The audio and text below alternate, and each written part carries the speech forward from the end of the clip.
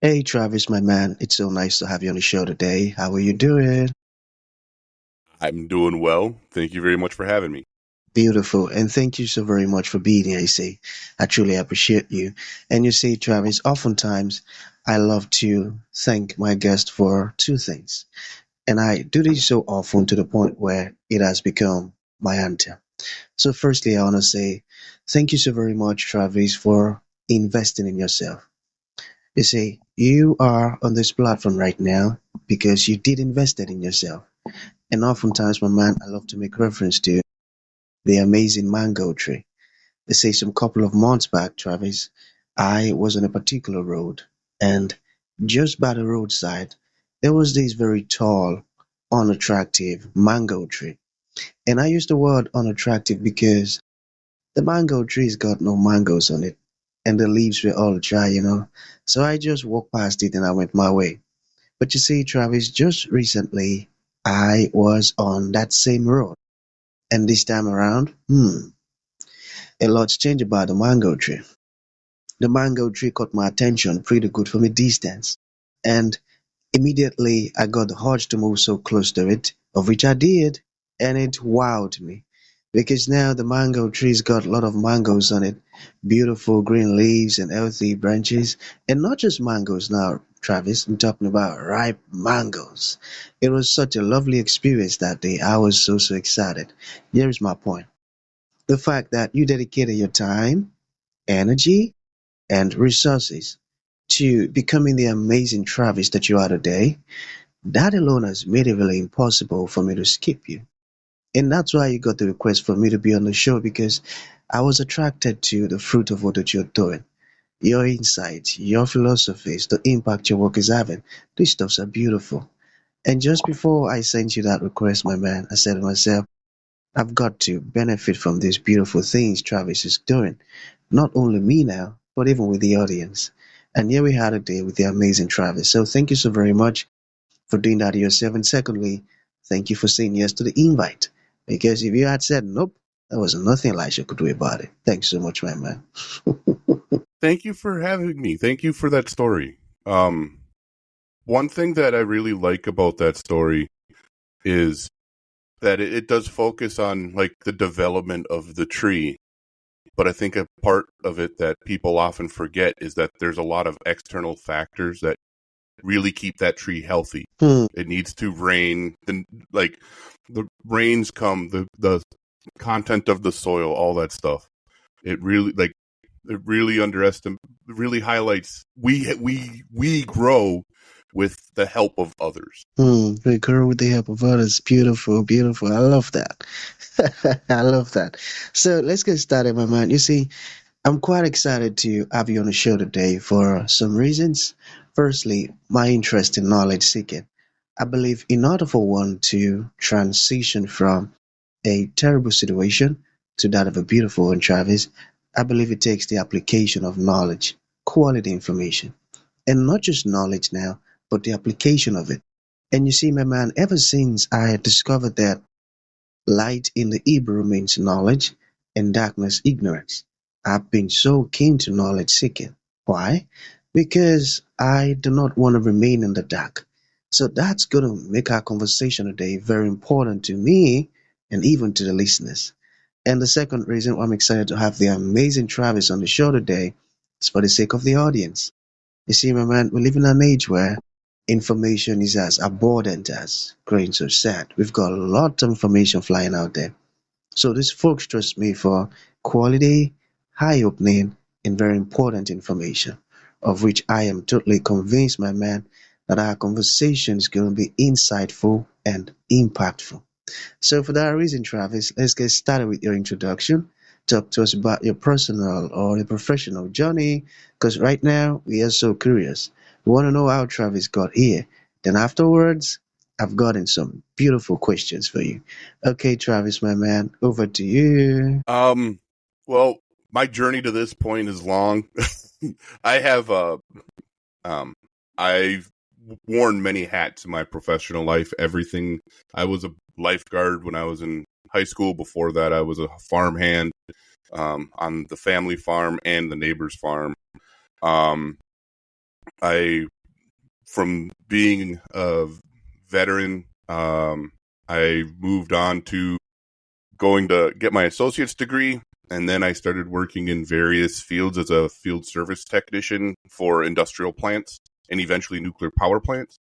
My theory on being in that field was it's always better to travel on somebody else's dime and see the world.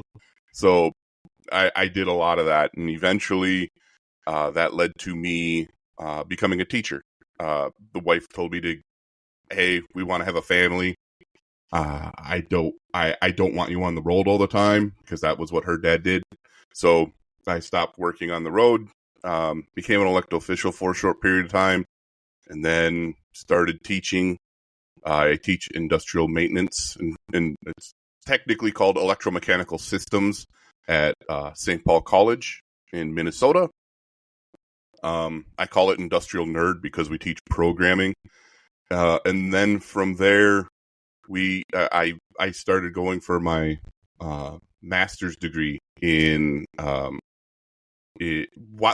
before I got hired. I got my master's degree in leadership, and I've got my doctorate in career and technical education leadership while I've been teaching, and that led to me coming up with a book that's focused on employment ethics. It's actually called Employment Ethics, and it's really looking at demystifying and understanding how the relationship between employee and employer, and trying to remove we're leaders and blah blah blah and you're my follower. It's like no.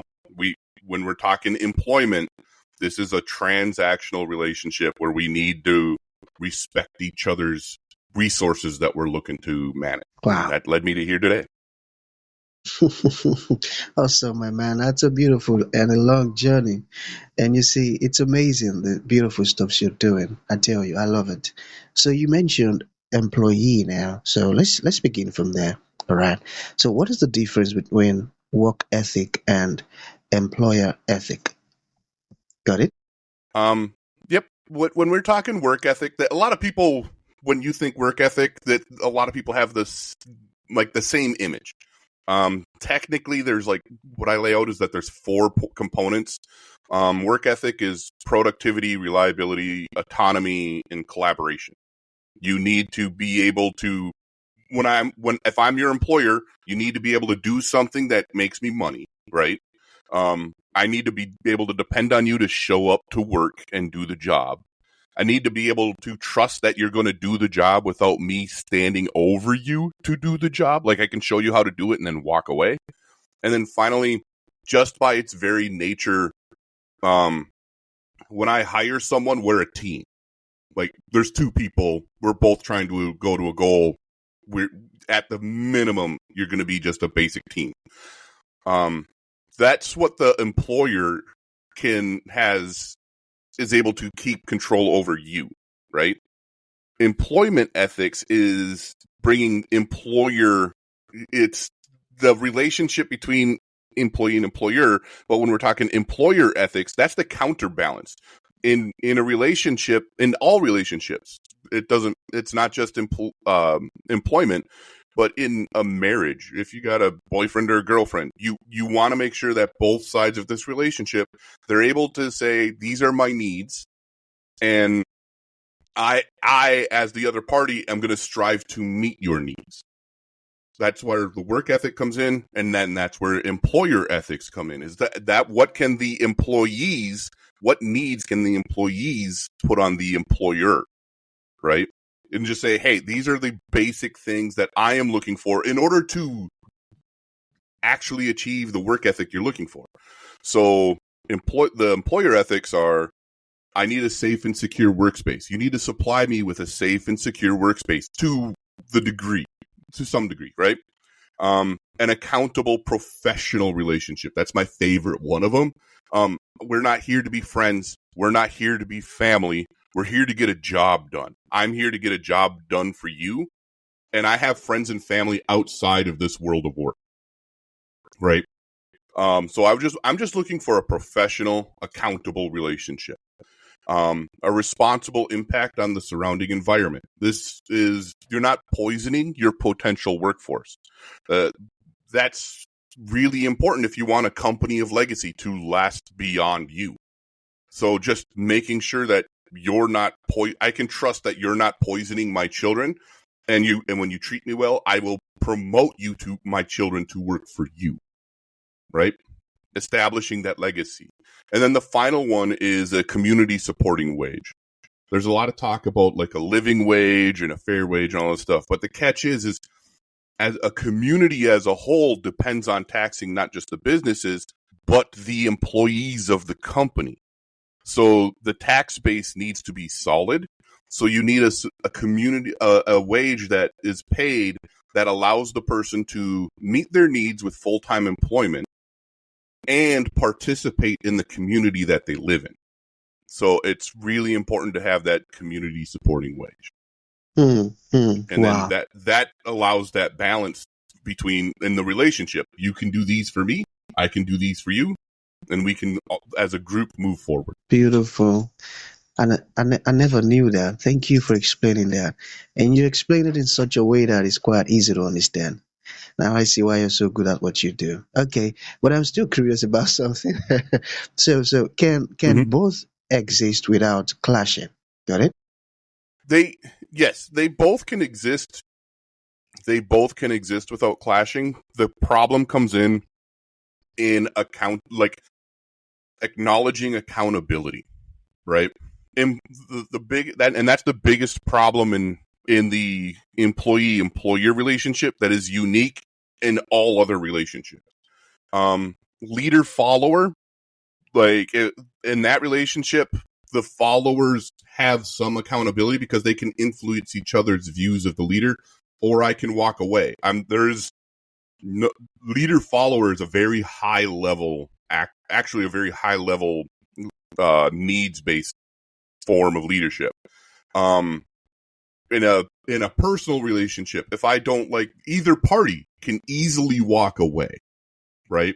That's the accountability level. In the employment relationship, one, it's hard for the employees to walk away easily, especially if you're talking like employers that are in small rural communities. If I walk away from a good paying job in a rural community, the odds are I'm not going to get the same wage in that rural community. I will have to move. And then that causes the implementation of what I call the golden handcuffs. It's hard for me to leave because I can't afford to go someplace else. So my employer is depending on that dependency to keep me here. But the other part to it is the only real voice that the workforce has to actually influence and come with that accountability is a governmental agency. Around the world, a lot of government agencies are depended upon to make sure that accountability is there, to make sure that the people are provided with a safe workspace, that the people are provided with that accountable professional relationship. So there's a third party entity that maintains the accountability to the employer, and the employer is completely in control of your work ethic. So that accountability is instead of being reciprocal back and forth, it depends on another entity to maintain that accountability. That's where the war really happens. It's rarely between employee and employer. It's between employee trying to get the government to hold the employer accountable. So it's a weird thing, and then the employers use lobbyists to get the government on their side more than the employee side. So The employee it's side. a weird, tough situation. Mm-hmm. I tell you, very weird. Okay, so we have two more to go. All right, so what do you mean by the romanticization of leadership? Interesting. The romanticization of leadership Yeah. is it was a study that came out in the 80s, and it's been it's been a constant, and it's something that I really love. We tend to give too much credit to the people at the top because they're at the top. my greatest example is Steve Jobs. Steve Jobs knew what he wanted, but it was his engineers and designers who got it for him. But we don't know a lot of the names of the engineers and designers. They're not in the zeitgeist. That's Steve Jobs. It's like, if you look at what he did as a leader and what stories come out of his leadership styles, he's not someone that was what we consider a good leader. He was known for violent outbursts and throwing cups at people and stuff like that when he got frustrated. He didn't have a lot of emotional control, but because he headed Apple, he gets romanticized and is viewed in a much more positive light. And that's the romanticization is a warning to we need to know how people got successful, but we can't fall for the stories, and we need to acknowledge the powers below that person, the day-to-day operators who also worked to get the job done. Now I get it exactly, and that's so true. We place all concentration on folks at the top. I got that. So why do you describe commitment as a burden? Commitment, when it comes to employment, what is researched is commitment, but how it's defined isn't the best way to define it. Is instead of asking the question, why do you stay? The question is asked is, why don't you leave? And then that is how it is researched, is why can't you leave? Why don't you leave? So then they look at what they found is there's the main three variables in commitment are you need to stay, because when people start looking for a new job, it's, do I have to, will I be able to afford to move on? What is the cost of rent if I have to move? What is the cost of groceries if I have to move? Will I be able to make the same hours? Will I be able to make the same wage to maintain my current standard of living? And when you can't do that, now you're trapped. That's the golden handcuffs. I'm trapped here because I'm maintaining this level of income. The next one is ought, and that is you feel like you're abandoning your friends, that your work friends there, or people are really like you view yourself in a leadership role, and you start telling yourself you can't abandon your followers. So you start guilting yourself into staying. The third one is want. This one is more pride-based, and once it's established, it's the hardest one to overcome. I want to stay because I have personally invested so much of my skill, my time, my effort into this one business, into this one employer. And if I leave, I'm not abandoning friends. I'm abandoning all of that time and commitment. And that's the third problem. What would you like to leave the audience with, like a final thought? And to those folks who would like to reach out to you, learn more about everything we've spoken, or open your services or programs, how can that be possible? First off, I'd say, like, if you want to reach out to me, I have a website, FTS Leaders, FTSleaders.com. That has all of the socials and all that. It also has links to my book, Employment Ethics, which is available in physical and in ebook form, and at like Amazon and all the places. But the final thing, though, that if I just to leave people with something to think about is that when we look around, we often get into arguments talking about like how much something like your work is worth.